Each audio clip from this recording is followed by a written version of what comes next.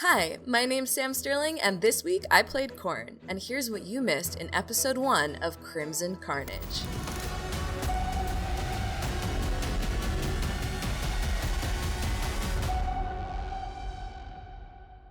The Crimson Carnival is being celebrated in the former city-state of Eshletor of the Arcadian Empire. At first glance, a splendid party thrown by Lord Rashukin is thriving around Brother Good, Reginald, and Corn. But not all is as it seems. Brother Good, the Shuni priest, is being shunned by the upper class for attempting to collect donations for his church, barely being able to get a few gold out of them. Reginald, the monster hunter, is busy regaling the crowd with tales of beasts he has fought, but is interrupted by Lord Rashukin, who is clearly drunk and now brandishing a dagger with abandon. Corin, being a noble, fits in well with the partygoers until she runs into a man who eventually introduces himself as the Devil Lord of Contracts.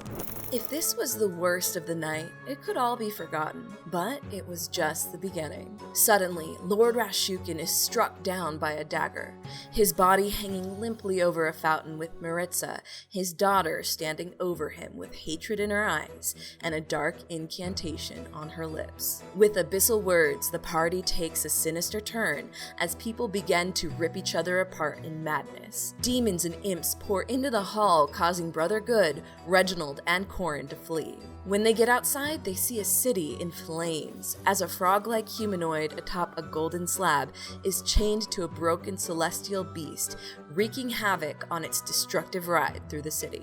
Betsa, Devil Lord of Greed, has arrived, and none are safe. The group survives pass after pass of Betsa, eventually coming across a group of clergymen gathering survivors to take them to their church. The warning signs were there, but ignored until they are brought into the church and the door is latched behind them with a bracing beam.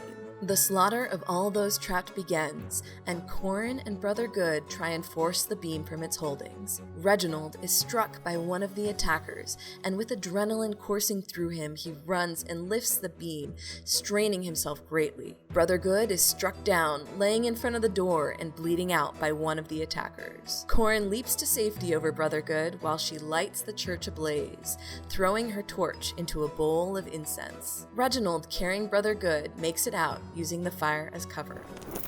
Betsa continues to ride through the city, and the ragtag group takes losses with each pass, but the three from the party continue on. Reginald is separated from the group, being followed by 4 children of Betsa. He prepares himself for a losing fight when Brother Good shows up with a holy symbol in hand. The 4 possessed men recognize the celestial visage of Brother Good as the Hound of Vengeance and run in terror of what he might do to them. Attempting to meet back up with the group of civilians, they come across a desperate scene. Betsa rides again, taking the street that leads to the aqueducts from the ground and charges the party.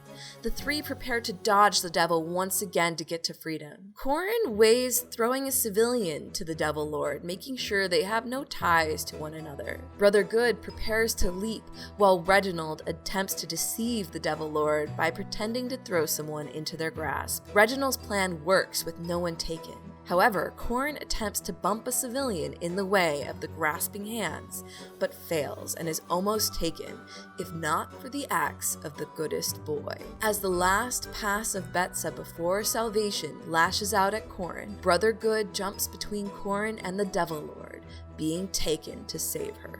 Brother Good is last seen with his head held in reverence and his hands clasped together in a single act of prayer and defiance. And that's where we end episode 1 of the Crimson Carnage. Please make sure to tune in Wednesday at 8 p.m. for the next episode in our October horror special. We look forward to seeing you there as you become legends right alongside us. Thanks for watching!